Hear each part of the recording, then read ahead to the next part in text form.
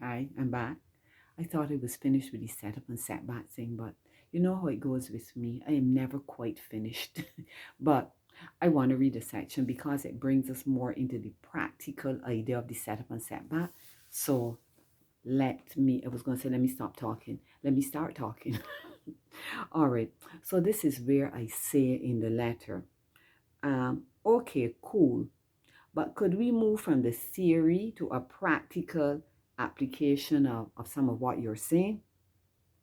Sure.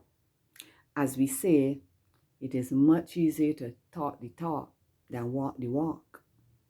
I've always felt that submitting to the will and way of God is far less stressful than being recalcitrant. God will always God's will is always best. He never allows more than we can bear. And that's part of the core beliefs. Huh? In quietness and confidence can be our strength. Isaiah 30:15. People view things differently. I never ever saw a change of my health as any punishment. I have always felt that submitting to the will and way of God. Oh, I'm sorry. I go about reading the former thing. Yeah, people see things differently. I've never seen my change of health as any kind of punishment. Far from that. Truly, it is of the Lord's mercies that I've been blessed. And I am not trying to be heroic by any stretch of the imagination. I refer you to prayer letter, the prayer letter which I call an open letter. I saw my faith and health adventure as God teaching me to live better, eat better, and to be more respectful to the laws of life and health. Most of us simply take our health for granted. Fact. So, it was like your most teachable moment in life?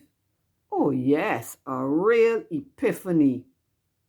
Do you remember where the psalmist David said that he was glad he was afflicted? Really? Did he say that? Was his head screwed on right? Not meaning to be sacrilegious. The King James Version says, it's good for me that I have been afflicted, that I might learn thy statutes. However, I like the paraphrase of the Message Bible. It says, my troubles turned out all for the best. They forced me to learn from your textbook. End of quotation, end of that quote. It has been a major learning experience for me. The real setback is to go through something that is designed to be therapeutic and to have gained nothing. How do you mean gain nothing?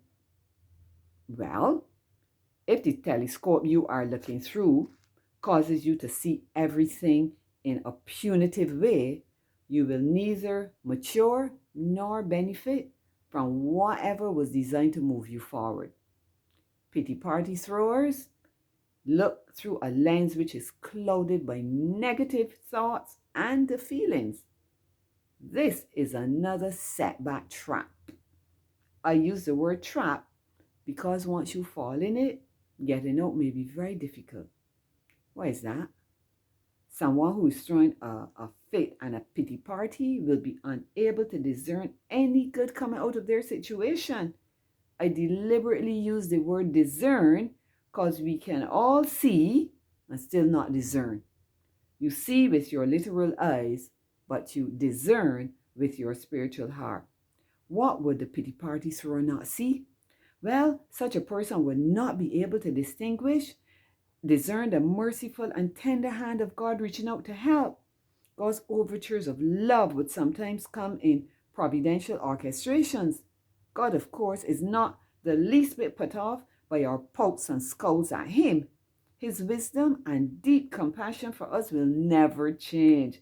But regrettably, pity party throwers hurt themselves in the process, and their intended spiritual healing and advancement are retarded.